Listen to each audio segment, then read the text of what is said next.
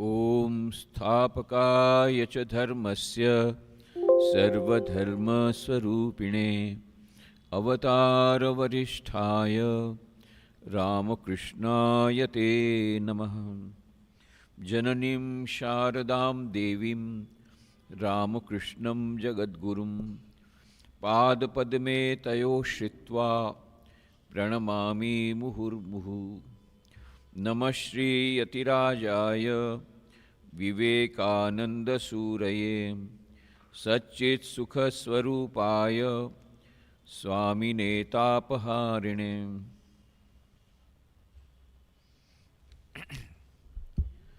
આજે એક મહાન દિવસ બધા લોકો માટે પણ અને આપણા લોકો માટે પણ. બાકી બધાએ તો નવા વર્ષની ઉજવણી કરે છે. આપણે ત્યાં ઘણા નવા વર્ષ છે.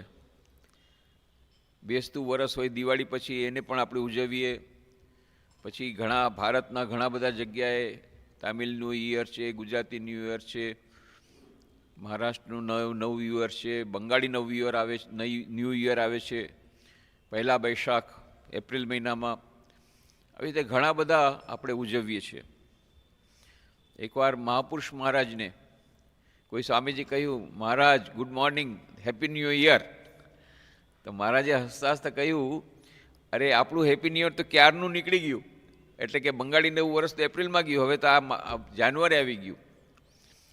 પછી એમણે કહ્યું કે આપણે આ હેપી ન્યૂ યર શા માટે કહીએ છીએ? કારણ કે બ્રિટિશ ગવર્મેન્ટ આવી અને એના પછી આપણે આપણી ભારતીય સંસ્કૃતિને ભૂલી ગયા અને એટલા માટે પછી આપણે પૂરી પાશ્ચાત્ય સંસ્કૃતિને અપનાવી લીધી. કાંઈ વાંધો નહીં, આપણું ઇન્ક્લુઝિવ કલ્ચર છે. તો આજે બધાને નવા વર્ષની શુભેચ્છા.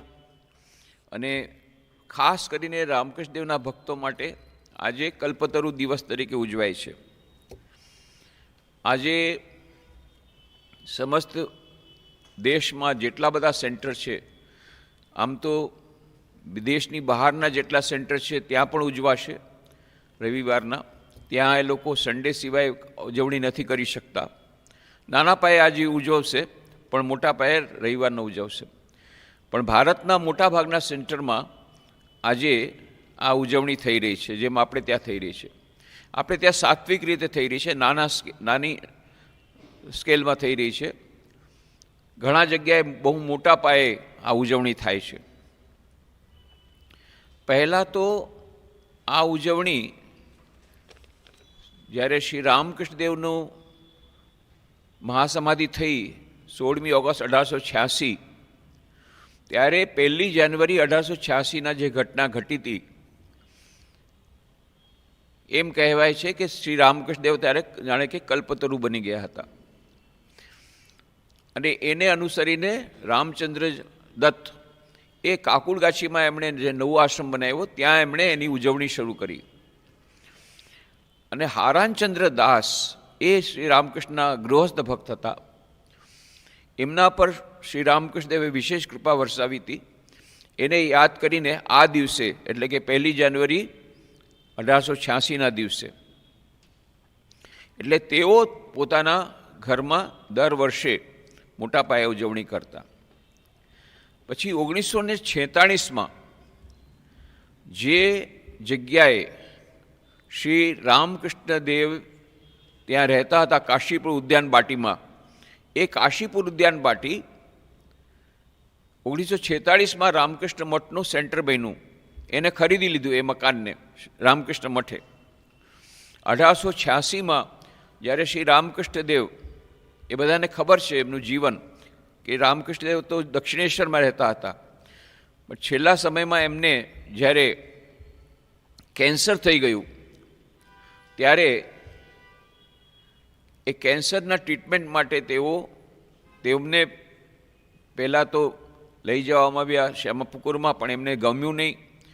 એટલે નાનકડી જગ્યા હતી, એટલે કાશીપુર બગીચો એ વખતના જમાનામાં 80 રૂપિયા ભાડે ભક્તોએ ફાળો આપી અને એ જગ્યા કરી. તો એ ઉદ્યાન બાટીમાં છેલ્લા 9 મહિના લગભગ શ્રી રામકૃષ્ણદેવ રહ્યા. અને આ ઉદ્યાન બાટીમાં જ 16મી ઓગસ્ટ 1886ના તેમણે મહાસમાધિ લીધી. એ જ વર્ષે 1 જાન્યુઆરી 1886માં આ ઘટના ઘટી હતી.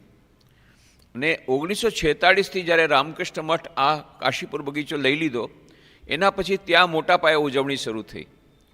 અને પછી ધીરે ધીરે ધીરે બેલુર મઠ અને દક્ષિણેશ્વરમાં નાના પાયામાંથી મોટા પાયે થઈ. અને હવે તો બહુ મોટા પાયે ઘણા બધા સેન્ટર્સમાં ઉજવણી થાય છે. ગમે તેમ પણ લોકોને એમાં મજા આવે છે. કલ્પતરુ દિવસે કદાચ એ લોકોને એમ લાગે છે કલ્પતરુ દિવસ છે, આજે આપણી બધી ઈચ્છા પૂર્ણ થઈ જશે, રામકૃષ્ણદેવ પાસે જશું તો. ત્યાં કાશીપુરમાં તો હવે છેલ્લા 50 વર્ષોથી એટલા મોટા પાયે ઉજવાય છે, 1-2 દિવસ નહીં 3 દિવસ સુધી ઉજવાય છે કાશીપુર ઉદ્યાન બાટીમાં, જ્યાં આ ઘટના ઘટી હતી. અને આજે રાતથી, ગઈકાલે રાતથી ત્યાં મોટી મોટી લાઈન લાગી ગઈ છે, લાગી ગઈ હતી. દર વર્ષે લાગે છે. જેટલા રસ્તા જવાના છે કાશીપુર જવાના એ બધાય બ્લોક થઈ, બધાયમાં એટલો બધો એ લોકો હોય, 2-2, 3-3 કિલોમીટર લાંબી કતાર હોય, લાંબી લાઈન હોય, ક્યુ. સાંજથી શરૂ થઈ જાય તો જે લોકો સાંજે લાઈનમાં ઊભા હોય, બીજે દિવસે એટલે કે આજે 1 તારીખે સવારના એને 4 વાગે જ્યારે મંગલ આરતીના દર્શન થશે. કેટલી મિનિટ માટે? અડધી મિનિટ માંડ. પછી તો બધા કહેશે જલ્દી જાઓ, આગળ વધો, આગળ વધો. કારણ કે નાનકડી જગ્યા છે અને લાખો લોકો દર્શન માટે આવશે, તો કોઈ ઊભા ન રહી શકે. આટલું બસ આટલાક દર્શન કરવા માટે થઈને આખી રાત ઊભા રહીએ. વિચાર કરો કે કેવી આ લોકોની ભક્તિ, કલકત્તાના ભક્તોની. અને આવી રીતે 4, 5, 6, 7, 8 કલાક ઊભા રહીએ, ત્યાર પછી એમને અડધી મિનિટનું કે 5 મિનિટનું દર્શન મળે. અહીંયા તો આપણે આખો દિવસ દર્શન ચાલુ છે, કોઈ સવાલ નથી. પણ ત્યાં જે જગ્યાએ આ ઘટી હતી, ઇવન બેલુર મઠમાં પણ દર્શન મેળવવા બહુ મુશ્કેલ, એટલા બધા હજારો લોકો આવે. તો કાશીપુર ઉદ્યાન બાટીમાં આ સૌથી વધારે મોટા પાયે ઉજવાય છે. ને એમાં સાંસ્કૃતિક કાર્યક્રમો પણ થાય, પ્રવચનો પણ યોજાય, વિશેષ પૂજા હવન એ બધું પણ ચાલતું હોય, એક સાથે સાથે બધું થાય છે. તો એ જે મુખ્ય વસ્તુ છે કે આ ઉજવણી કેવી રીતે શરૂ થઈ એની આપણે થોડીક વાત કરી. આમ તો બધા જાણે છે એ ઘટનાને કે શ્રી રામકૃષ્ણદેવને જ્યારે ગળામાં કેન્સર થયું પછી ડૉક્ટર મહેન્દ્રલાલ સરકાર, એ હોમિયોપેથીના બહુ મોટા ફેમસ ડૉક્ટર હતા, એ શ્રી રામકૃષ્ણદેવનું ટ્રીટમેન્ટ કરતા હતા. પણ ગમે તે કારણે રામકૃષ્ણદેવનું દર્દ, ગળાનું દર્દ વધતું જતું હતું. રાજેન્દ્રલાલ દત્ત, એ ડૉક્ટર રાજેન્દ્રલાલ દત્ત એ પણ હોમિયોપેથીના ડૉક્ટર હતા અને જે મહેન્દ્રલાલ સરકાર કરતાં પણ સિનિયર હતા, એમના ગુરુ જેવા હતા. એમણે જ્યારે આ વાત સાંભળી ત્યારે એમણે મહેન્દ્રલાલ સરકારને કહ્યું કે મેં મનમાં એક દવા વિચારી રાખી છે, મને એમ લાગે છે કે પરમહંસ મહાશયને આ દવા તમે દેશો, હોમિયોપેથી દવા, તો એનાથી એમને ફાયદો થશે. જો તમે કહો તો હું આવું. મહેન્દ્રલાલ સરકાર કે બહુ સરસ, તમે આવો. પછી એમણે દવા લાઇકોપોડિયમ 200, લાઇકોપોડિયમ 200 આ દવા છે, એ દવા એમણે આપી.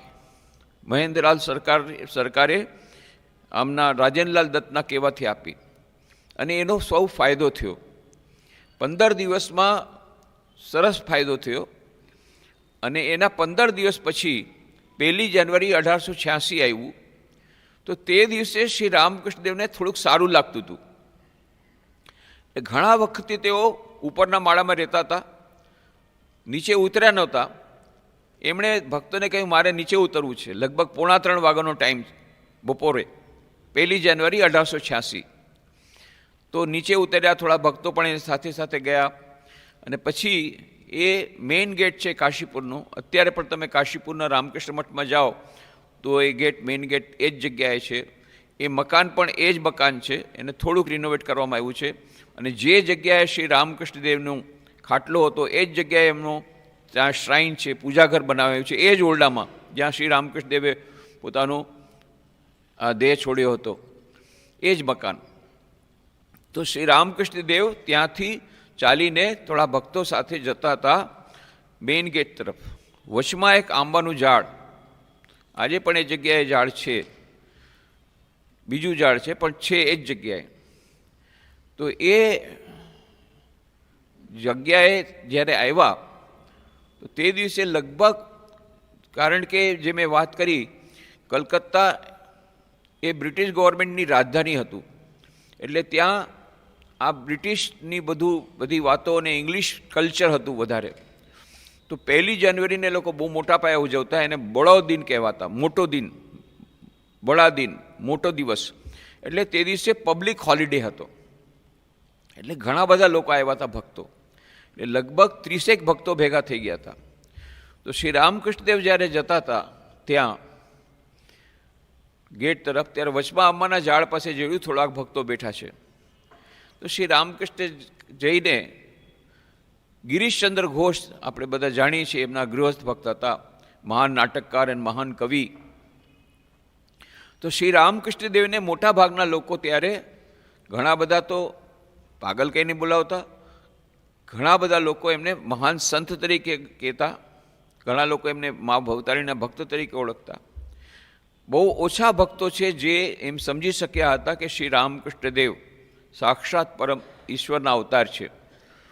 તો એ શ્રી રામકૃષ્ણદેવને સાક્ષાત ઈશ્વરના અવતાર છે એવી રીતે જાહેરમાં બોલવા માટે જે 2 મુખ્ય માણસો, રામચંદ્ર દત્ત અને ગિરીશચંદ્ર ઘોષ.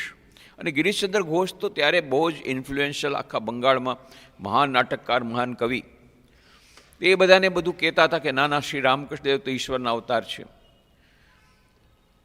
હવે જ્યારે રામકૃષ્ણદેવ ત્યાં એમણે જોયું ગિરીશ ઘોષને, ત્યારે એમણે ગિરીશ ઘોષને કહ્યું, સુરે ગિરીશ, આ બધી સી વાતો તે માંડી છે, આના વિશે આ બધું તું શું કહે છે? એટલે કે આ ઈશ્વરના અવતાર વગેરે આ બધું શું તે કહેવા માંડ્યું છે બધાને? ગિરીશ ઘોષ ત્યારે એકદમ ભાવમાં આવી ગયા અને રસ્તા ઉપર શ્રી રામકૃષ્ણ ઊભા હતા ત્યાં આવ્યા અને ગોઠણભર બેસીને ગદગદ સ્વરમાં એમના ચરણમાં માથું નમાવીને બોલવા લાગ્યા, જેની મહિમાનું વર્ણન વ્યાસ અને વાલ્મીકી નથી કરી શક્યા, એનું વર્ણન ભલા હું શું કરવાનો હતો? અને એમના હૃદયમાંથી આ વાક્ય આવ્યા હતા. વાલ્મીકી અને વ્યાસ, રામાયણ, મહાભારત, આ બધું રચના કરવાવાળા, એ પણ ઈશ્વરની મહિમાનું વર્ણન કરી શક્યા નથી, તો હું વળી કોણ તમારું વર્ણના કરવાવાળો? અને આ હૃદયમાંથી જે એની વાત હતી એ શ્રી રામકૃષ્ણના હૃદયમાં ગઈ અને રામકૃષ્ણદેવ ભાવાવેશમાં આવી ગયા, સમાધિમાં ચાલ્યા ગયા. અને જ્યારે સામાન્ય સ્થિતિમાં આવ્યા ત્યારે હસતા હસતા થોડાક એમણે સ્મિત કરતાં કરતાં કહ્યું, જાણે કે બધા ઉપર એકદમ આનંદ અને બધા ઉપર આશીર્વાદ વરસાવતા હાથ ઊંચા કરીને કહ્યું, તમને લોકોને બધું શું કહું? તુમાદેર আর কি બોલવો, તુમાદેર ચૈતન્ય હોક. તમને બધાને શું કહું? તમને બધાને ચૈતન્યની પ્રાપ્તિ થાય. અને આ શબ્દો સાંભળીને ગિરીશચંદ્ર ઘોષ જય રામકૃષ્ણ, જય રામકૃષ્ણ, જય રામકૃષ્ણ જોર જોરથી બોલવા માંડી ગયા. વારંવાર એમને પ્રણામ કરવા માંડી ગયા. એમની પણ ભક્તિ જ્યારે કે વધી ગઈ. બાકી બધાએ, અને પછી શ્રી રામકૃષ્ણ એમને સ્પર્શ કર્યો ત્યારે એકદમ આનંદથી એ બેબાકડા થઈ ગયા. તો પછી બીજાએ સ્પર્શ કર્યો તો શ્રી રામકૃષ્ણ એમને પણ સ્પર્શ કર્યો. અને આવી રીતે બધાએ પર શ્રી રામકૃષ્ણદેવ જેટલા હતા, 1-2 છોડીને બધા પર કૃપા કરી. અને બધાએ કોઈ બધી પોતપોતાની રીતે, કોઈને પોતાના ઈષ્ટના દર્શન થવા માંડી ગયા, કોઈ હસવા માંડી ગયા, કોઈ રડવા માંડી ગયા, કોઈ સમાધિમાં ચાલ્યા ગયા, કોઈ ઊંડા ધ્યાનમાં ચાલ્યા ગયા. બધા પર શ્રી રામકૃષ્ણદેવે કૃપા કરી. તુમાદેર ચૈતન્ય, તમને ચૈતન્ય પ્રાપ્તિ થાય, તમને ચૈતન્ય પ્રાપ્તિ થાય. બધાને આવી રીતે દર્શન, આશીર્વાદ આપવા માંડી ગયા અને બધાને સ્પર્શ કર્યો. તો આવી રીતે ત્યારે એક અદ્ભુત દિવ્ય દૃશ્ય ત્યાં ઉપસ્થિત થઈ ગયું. કેટલાક લોકો રડતા હતા, કેટલાક હસતા હતા, કેટલાક જોર જોરથી રાડો પાડતા હતા. અરે આવો રે આવો, આજે રામકૃષ્ણદેવ તો જાણે કલ્પતરુ જેવા બની ગયા છે, બધા પર આશીર્વાદ વરસાવી રહ્યા છે, આવો આવો આવો. અને આવી રીતે ઘણા બધાએ તે દિવસે એ લોકોએ લગભગ 3 વાગે 1 જાન્યુઆરી 1886ના આ ઘટના ઘટી. એમાં જે અભય મુદ્રા ચૈતન્ય પ્રાપ્ત કરવાની વાત કરીને જે શ્રી રામકૃષ્ણ દેવની અભય મુદ્રા હતી, અને ત્યારે એમણે જે બધા ઉપર જે આશીર્વાદ વરસાવ્યા અને એ લોકોને વિશેષ અનુભૂતિ થઈ. એમાં અક્ષય કુમાર સેન હતા, જેમણે રામકૃષ્ણ પુથી, જેને રામકૃષ્ણ પુરાણ એનું ગુજરાતી અનુવાદ છે, એના લેખક હતા. એમણે 2 ફૂલ પણ એમને ચરણમાં રાખ્યા હતા. હરીશ હતા, ઉપેન્દ્ર મજુમદાર હતા, ઉપેન્દ્ર મુખોપાધ્યાય હતા, ભૂપતિભાઈ હતા, નવગોપાલ ઘોષ હતા, ચુનીલાલ બસુ હતા, અતુલ ઘોષ હતા, કિશોરી રાય હતા, હરમોહન મિત્રને એકાદ બેને એમ કહ્યું હતું કે અત્યારે નહીં, પછી થશે. પછીથી પાછળથી એમના ઉપર પણ કૃપા કરી હતી, પણ તે દિવસે નહોતી કરી, બાકી બધા ઉપર કરી જેટલા હતા. અને પછી આ હારાણચંદ્ર દાસ ઉપર તો શ્રી રામકૃષ્ણ એવી કૃપા કરી, એમના મસ્તક પર પોતાનું ત્યાં ચરણ રાખી દીધા, અને એક અદ્ભુત એ આધ્યાત્મિક અવસ્થામાં હારાણદાસ ચાલ્યા ગયા. એટલે જ હારાણદાસ પછીથી દર વર્ષે એ કલ્પતરુ ઉત્સવ ઉજવવા માંડી ગયા. રામલાલ, વૈકુંઠનાથ સાન્યાલ, આ બધા પર કૃપા કરી. પછી ગિરીશ ઘોષે કહ્યું કે બધા આવી ગયા કે નહીં, અને આશ્ચર્યની વાત, તે દિવસે સંન્યાસી શિષ્યો કોઈ નહોતા, બધા ગૃહસ્થ ભક્તો. સંન્યાસી શિષ્યો આખી રાત એ લોકો શ્રી રામકૃષ્ણદેવની સારવાર કરતા, એમની દેખરેખ રાખતા, એટલે બપોરના એ લોકો વિશ્રામ કરતા. અને લાટુ મહારાજ અને બીજા 1-2 સ્વામીજીઓ એ શ્રી રામકૃષ્ણ નીચે ગયા હતા, એટલે એમનો ઓરડો બધો ઠીક કરતા હતા, સાફ સફાઈ કરતા હતા, પથારી ઠીક કરતા હતા, પથારી તડકામાં સુકાવતા હતા. એટલે સંન્યાસી શિષ્યો કોઈ નહોતા, બધા જ ગૃહસ્થ ભક્તો જ હતા. પછી ગિરીશ જોડે કીધું કોઈ છૂટી જાય કે નહીં. ત્યાં જઈને રસોડામાં જોયું, રસોઈઓ રોટલી બનાવી રહી છે. અરે ચાલ, રામકૃષ્ણદેવ અત્યારે બધા ઉપર કૃપા કરે છે. રસોઈયા ઉપર પણ કૃપા કરી શ્રી રામકૃષ્ણદેવે. આવી રીતે બધા પર કૃપા કરી. અને પછી જ્યારે પાછા રવડામાં આવ્યા, ત્યારે એમણે ભક્તોને, જે ભક્ત એમની સાથે હતા, હરીશ મુસ્તફી, એના ઉપર પણ એમણે કૃપા કરી.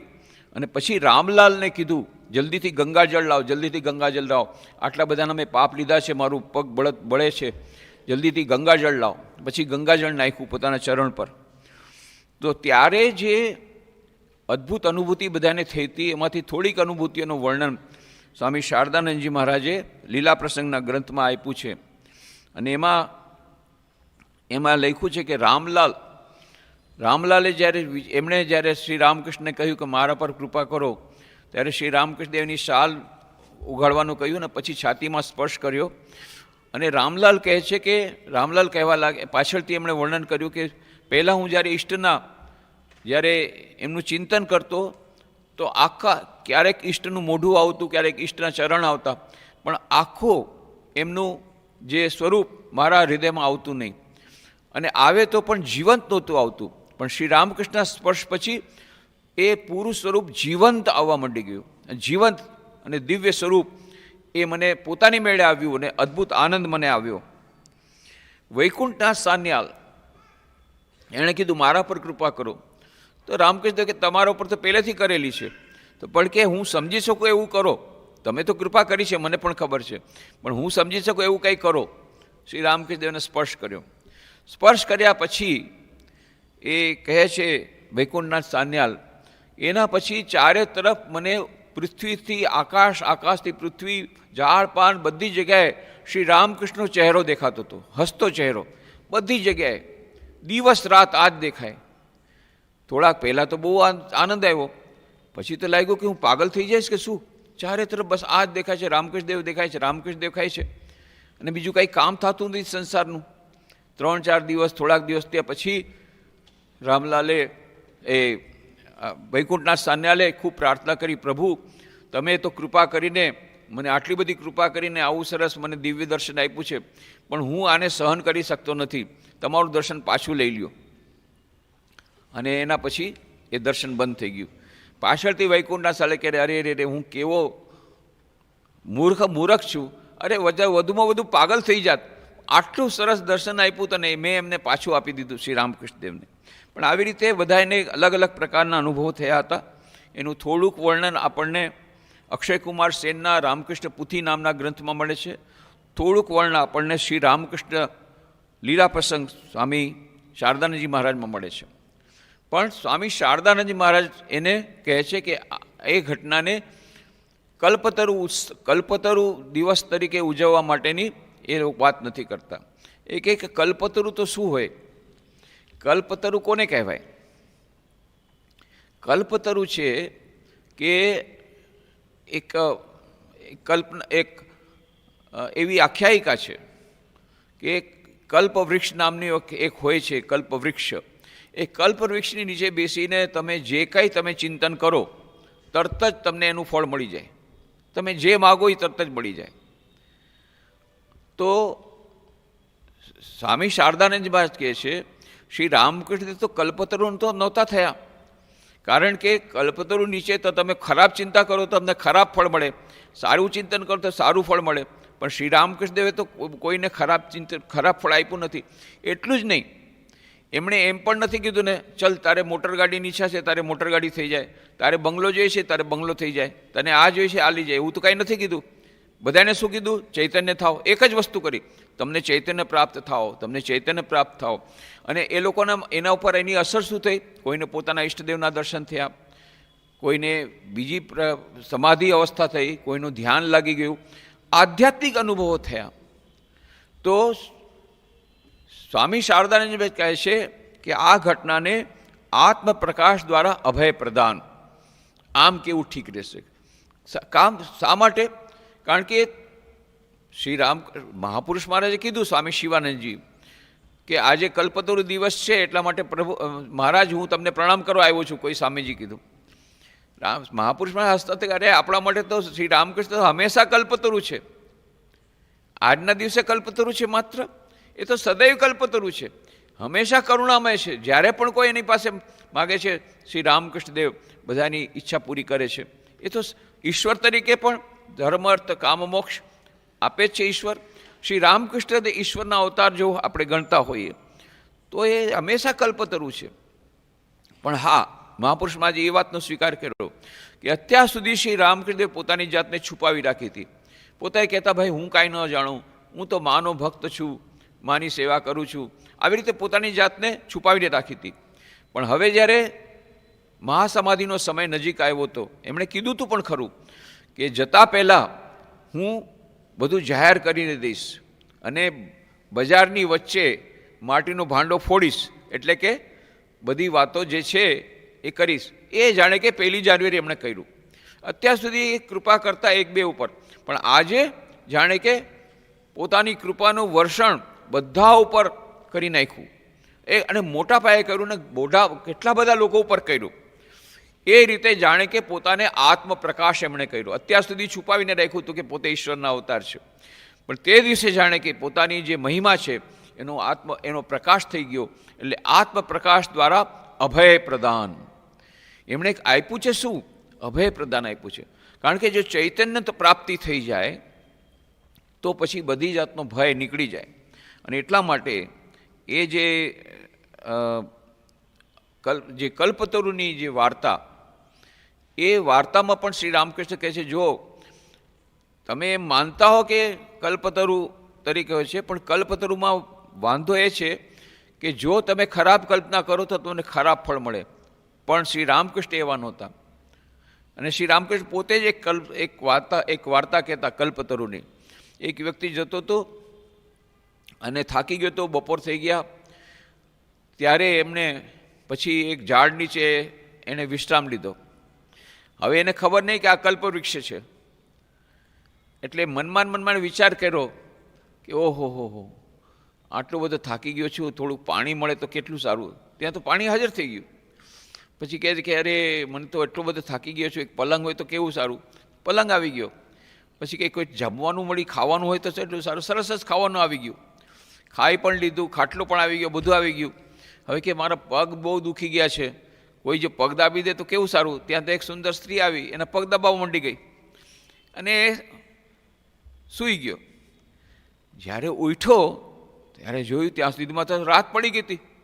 ચારે તરફ અંધકાર, જંગલમાં ભયંકર અંધકાર, અને ભયંકર જંગલ, અને એના મનમાં વિચાર આવ્યો, હાય હાય આટલું ઘર જંગલ, જો વાઘ આવશે તો, ત્યાં તો વાઘ આવ્યો, હાય હાય વાઘ ખાઈ જશે તો વાઘ ખાઈ ગયો. એટલે જે તમે ચિંતન કરો એ બધું થઈ જાય તો બહુ ડેન્જરસ. તમે જો કલ્પવૃક્ષને નીચે બેસો તો પછી તમારે કલ્પના કેવી કરવી એના ઉપર આધાર રાખે છે, માટે બહુ સાવધાન રહેવું પડે. એટલે શ્રી રામકૃષ્ણ કહેતા હતા કે જો તમે ધ્યાન કરતા હો અને જો સંસારના વિચાર આવે તો એ ત્યાં વખતે તમારે એ પૂરી થશે, પણ પછી પાછળથી એની સાથે મુસીબતે આવશે, બધુંય આવશે, ખાટલોય આવશે, જમવાનું આવશે, અને પછી વાઘય આવશે. એટલા માટે બહુ સાવધાન રહેવું પડે. તો કહેવાનો અર્થ એ છે કે કલ્પતરુ, શ્રી રામકૃષ્ણ કલ્પતરુ નહોતા થયા. એમણે આત્મપ્રકાશ દ્વારા અભય પ્રદાન કર્યું. બધાને એટલું જ કીધું છે તમને ચૈતન્ય થાવ. એ વસ્તુ અલગ છે કે કોઈને પૈસા જોતા તેમને પૈસા મળ્યા, અને ઈશ્વર તરીકે ધર્મ અર્થ કામ મોક્ષ બધું આપી શકે અને આપે પણ છે. પણ હંમેશા શ્રી રામકૃષ્ણ દેવે આશીર્વાદ શું આપ્યો હતો? ચૈતન્ય થાઓ, આધ્યાત્મિક રીતે તમે ઉન્નત થાઓ, અને જે જીવનનો ઉદ્દેશ્ય છે. અને સ્વામી વિવેકાનંદે આ વાત પકડી લીધી. એટલા માટે જુઓ, દરરોજ સાંજના આપણે આરતી કરીએ છીએ, ખંડન ભવબંધન જગવંદન વંદિતોમાય. શ્રી રામકૃષ્ણ આવ્યા છે શેના માટે? ભવબંધન ખંડન કરવા માટે આવ્યા છે. એ આપણી બધી, આપણે જ્યારે પણ દુઃખમાં હોઈએ, વિપત્તિ હોઈએ, આપણે એની પાસે માગીએ, આપણને મળે પણ છે. પણ મુખ્ય વસ્તુ શેના માટે આ શ્રી રામકૃષ્ણ આવ્યા છે? ચૈતન્ય પ્રાપ્તિ કરવા માટે. બધાને ચૈતન્ય પ્રાપ્તિ થાય, બધાને દિવ્યતાનું પ્રગટીકરણ થાય. અને એટલા માટે સ્વામી વિવેકાનંદે પોતે કહ્યું હતું કે મારો આખો સંદેશો એક જ વાક્યમાં કહી શકાય. શું? My ideal indeed can be put into A few brief words, that is to preach unto mankind the divinity within and how to make it manifest in every moment of their life. મારા જીવનનો આખો જે આદર્શ છે એક જ છે, એ બધાને દિવ્યતા વિશે વાતો કરવી અને દૈનિક જીવનમાં કેવી રીતે દિવ્યતાને પ્રકટ કરી શકાય એના માટેની વાત કરવી. આના માટે મારો જન્મ થયો છે અને આ જ મારો આદર્શ છે.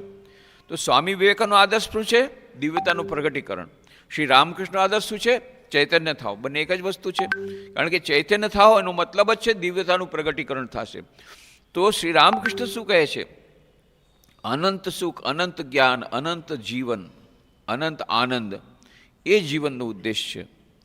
અને એટલા માટે સ્વામી વિવેકાનંદ રામકૃષ્ણ મિશનની જ્યારે એમ્બ્લેમ બનાવ્યું, તેમણે એવું બનાવ્યું, રાજયોગ, ભક્તિયોગ, જ્ઞાનયોગ, કર્મયોગ, ચારેના સમન્વયથી હંસ એટલે કે પરમહંસ એટલે કે પરમાત્માની પ્રાપ્તિ થશે. તન્નો હંસ પ્રચોદયાત નીચે લખેલું છે. આવી રીતે ઈશ્વરની પ્રાપ્તિ થાય. કેવી રીતે? કમળનું ફૂલ ભક્તિયોગ, સૂર્ય જ્ઞાનયોગ, સાપ કુંડલીની શક્તિ રાજયોગ, અને જળની રહેલો કર્મયોગ. ચારે યોગોના સમન્વયથી જો આપણે દૈનિક જીવનમાં સમન્વય કરીશું તો આપણને શું થશે? દિવ્યતાનું પ્રગટીકરણ થશે, પરમાત્માના દર્શન થશે, ચૈતન્યની પ્રાપ્તિ થશે. તો ચૈતન્યની પ્રાપ્તિ માટે આપણે ચારેય યોગોનો સમન્વય કરીએ છીએ, એના માટે સાધના કરીએ છીએ. પણ એ સાધનામાં આજના દિવસે આપણને વિશેષ આશીર્વાદ મળેલા છે શ્રી રામકૃષ્ણ દેવના. તે વખતે આપેલા હતા એમણે 1 જાન્યુઆરી 1886. એને યાદ કરીને આપણે કેટલાય લોકો આજે જપ યજ્ઞમાં જોડાયા, જપ કર્યા, આખો દિવસ ભજન કીર્તન ચાલ્યા, બધા સેન્ટરમાં વિશેષ પૂજા હવન થઈ. એટલે આજના દિવસે, અને એ પણ કેટલું અદ્ભુત સંયોગ કે 1 જાન્યુઆરી આ ઘટના ઘટી હતી, તો આપણું વરસ કેટલું સરસ શરૂઆત થઈ ગઈ. આખા વરસની શરૂઆત કેવી સરસ થઈ ગઈ, આધ્યાત્મિક રીતે શરૂઆત થઈ ગઈ. તો એટલા માટે આજે કલ્પતરુની વાર્તાથી આપણે બોધપાઠ લઈને લેવાનો કે આપણે વાત માગવાની ભગવાન પાસે. શું માગવાનું? સ્વામી વિવેકાનંદને મોકલા હતા શ્રી રામકૃષ્ણ દેવે મહાકાલી પાસે, પણ એ માગી ન શક્યા. એટલું જ માગી શક્યા, મને જ્ઞાન આપો, ભક્તિ આપો, વિવેક આપો, વૈરાગ્ય આપો. બીજું ન માગી શક્યા. ગયા હતા માગવા માટે, પૈસો માગવા, પણ ન માગી શક્યા. તો આ શ્રી રામકૃષ્ણ દેવની એક, અને સ્વામી વિવેકાનંદ, આ રામકૃષ્ણ વિવેકાનંદ ભાવધારામાં આપણે આવી માનીએ છીએ. જ્યારે આપણે સંકટ હોય, વિપત્તિ હોય, ઈશ્વર પાસે સહાય આપણે માગીએ છીએ, સહાય આપણને મળે પણ છે. અને ધર્મ અર્થ કામ મોક્ષ બધું ઈશ્વર આપી શકે છે અને આપે પણ છે. શ્રી રામકૃષ્ણ પણ આપેલ છે, એમણે પણ આપ્યું હતું. પણ આપણે મુખ્ય જીવનનો ઉદ્દેશ ભૂલવાનો નથી કે જીવનનો ઉદ્દેશ્ય આપણે શું માગવું જોઈએ એ ચૈતન્યની પ્રાપ્તિ, દિવ્યતાનું પ્રગટીકરણ. એટલે નહીં તો આપણે પ્રાર્થના કેવી રીતે કરી એના ઉપર બધો આધાર રાખે છે. એક બેન હતા, બહુ બુદ્ધિમાન હતા, તો એને સાધના કરી, તપસ્યા કરી, દેવતાએ કહ્યું કે ચલો તમને વરદાન મળશે, ચાલો માગી લ્યો. તો કે મારે તો ઘણું બધું માગવું છે. તો કે એને એક જ વરદાન મળશે, એક વરદાન મળે, વધારે નહીં. કે ઠીક છે, એક જ વરદાન આપજો, તો એવું કરજો કે હું મારા પોતાના મકાનના 7મા માળે સોનાની થાળીમાં મારા પૌત્ર સાથે જમું. હવે પુત્રય નહોતો થયો, એટલે પુત્રય થયો, પૌત્રય થશે, સોનાની થાળી, 7મો માળ મકાને થઈ ગયું. એક વરદાનમાં બધું માગી લીધું. અને બીજા એક જે પ્રાર્થના નથી જાણતા કરતા, એની વાર્તા સ્વામી વિવેકાનંદ કરે છે. પતિ પત્ની હતા, એ લોકોએ તપસ્યા કરી, દેવતા પ્રસન્ન થઈ ગયા, માગો માગો માગી લ્યો. પછી કે 3 વરદાન મળશે, વધારે નહીં મળે, જે માગવું હોય જલ્દી માગી લ્યો. પતિ કહે છે પહેલાં હું માગું, પત્ની કહે નહીં નહીં હું માગું. બંને ઝઘડો કરવા માંડી ગયા. દેવતા કહે તો હું ચાલ્યો ભાઈ, તમે લોકો આ ઝઘડતા રહ્યો, મારી પાસે હવે ટાઈમ નથી, જે માગવું હોય જલ્દી માગો. એટલે પત્નીએ શું કર્યું, પતિનું મોઢું દબાવી દીધું અને કહે કે પોતે જ કહી દીધું. એ લોકોને બંનેને પતિ પત્નીને જે નાક હતા, ચપટા નાક હતા, એટલે બધા એ લોકોની મજાક કરતા, ચપટા નાક ચપટા નાક. એટલે એને ખબર હતી પતિ તો પૈસો માગશે, પણ એને પત્નીને બીજું જોતું હતું. એટલે પત્નીએ પતિનું મોઢું બંધ કરી અને કીધું, અરે અમને તો બસ સુંદર નાક જોઈએ, સુંદર નાક, બીજું કામ અમને નથી જોતું, સુંદર નાક આપો. તથાસ્તુ. હવે શું થયું, બંને પતિ પત્નીના ચારે તરફ સુંદર નાક, અહીંયા નાક, આખા શરીરમાં સુંદર સુંદર નાક આવી ગયા. પછી પતિ દેવતા કીધું, પહેલાંથી મેં તને કીધું હતું તને માગતા નહીં આવડે, આ જો આવું શું થયું. પત્ની રડવા માંડી ગઈ. હવે આમાં કરે શું, કેવી રીતે ખાય, બધી જગ્યાએ નાક નાક છે. એટલે પછી કે હવે તો બીજો કોઈ ઉપાય નથી. એટલે પછી બીજું વરદાન હું માગી લઉં. પત્નીએ બીજું વરદાન માગ્યું કે આ બધા નાક તમે પાછા લઈ જાઓ, બધા નાકા પાછ લઈ જાઓ. તથાસ્તુ. બધા નાક ગયા, એનું જૂનું જે નાક ચપટું નાખી ગયું. હવે નકટા થઈ ગયા. પહેલાં તો ચપટું નાક હતું, હવે તો હવે નકટા થઈ ગયા. હવે લોકો શું કહેશે, મેં પતિ કીધું તને પહેલાંથી કીધું તું તને માગતા નહીં આવડે, હવે કરવાનું કાંઈ નથી ભાઈ, જેમ હતા એમ કરી દો તોય બહુ ઉપકાર. એટલે દેવતાને કીધું જે હતા એમ કરી નાખો. 3 વરદાન આપ્યા તોય કાંઈ વળ્યું નહીં. અને પેલા બેનને એક વરદાનમાં બધું લઈ લીધું. તો આપણને માગતા નથી આવડતું. અને એટલા માટે અમારે એક ઘણા વર્ષો પહેલાંની વાત છે, એક ભક્ત મહિલા આવ્યા હતા અમેરિકાથી. એ ત્યાં કાશીપુર ઉદ્યાન બાટીમાં આવ્યા હતા. એમને ખબર પડી કે સૌથી મોટો ઉત્સવ કાશીપુર ઉદ્યાન બાટી, એટલે બેલુમઠના ગેસ્ટ હાઉસમાં રહેતા હતા, પણ તે દિવસે આવ્યા ત્યાં કાશીપુર ઉદ્યાન બાટીમાં. અને ત્યાં આવીને એક વરિષ્ઠ સંન્યાસી હતા, સિનિયર સ્વામીજી, એમને કીધું કે આજે કેવો સરસ, ક્યાં અમેરિકા અને ક્યાં કાશીપુર ઉદ્યાન બાટીને આ જ જગ્યાએ કલ્પતરુની ઘટના અને બધું થયું હતું. તો અહીંયા તો હવે હું સવારથી વિચાર કરું છું શું માગું, ઠાકુર પાસે શું માગું. તો તમે મને કહો ને શું માગું.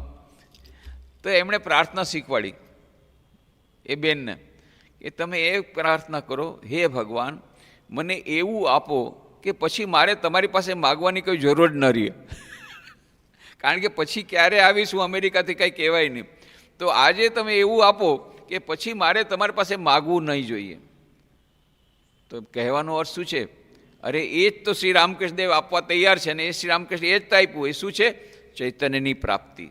જો ચૈતન્ય પ્રાપ્ત થઈ જાય, અનંત સુખ, અનંત જ્ઞાન, અનંત આનંદ મળી જાય, તો પછી બીજું માગવાનું રહેતું જ નથી. દિવ્યતાનું પ્રગટીકરણ થઈ જાય તો બીજું માગવાનું રહેતું જ નથી. તો આજે આપણે આ ફરહાણી કાળી પૂજાને આપણે કલ્પતરુના દિવસે આજે મહાન દિવસ છે અને વર્ષનો પહેલો દિવસ છે. આજના દિવસે શ્રી રામકૃષ્ણદેવની વિશેષ કૃપા તે દિવસે તો થઈ હતી. આપણે શ્રી રામકૃષ્ણ પ્રાર્થના કરીએ કે અમે તો ત્યારે હતા કે નહીં અમને ખબર નથી, પણ આજે તમે સૂક્ષ્મ રૂપે હાજર છો એમ સ્વામી વિવેકાનંદે કહ્યું છે, તો તમે અમારા પર આશીર્વાદ કરો, અમને પણ ચૈતન્યની પ્રાપ્તિ થાય, અમે પણ આધ્યાત્મિક રીતે આગળ વધી શકીએ અને અમારા આખું વર્ષ આધ્યાત્મિક રીતે ખૂબ સરસ ઉન્નત થાય એવા આશીર્વાદ આપો. એવી પ્રાર્થના ભગવાન શ્રી રામકૃષ્ણ દેવના ચરણોમાં કરી અને આપણે અહીંયા વિરમીએ. ઓમ શાંતિ શાંતિ શાંતિ. હરિ ઓમ તત્સત. શ્રી રામકૃષ્ણાર્પણમસ્તુ.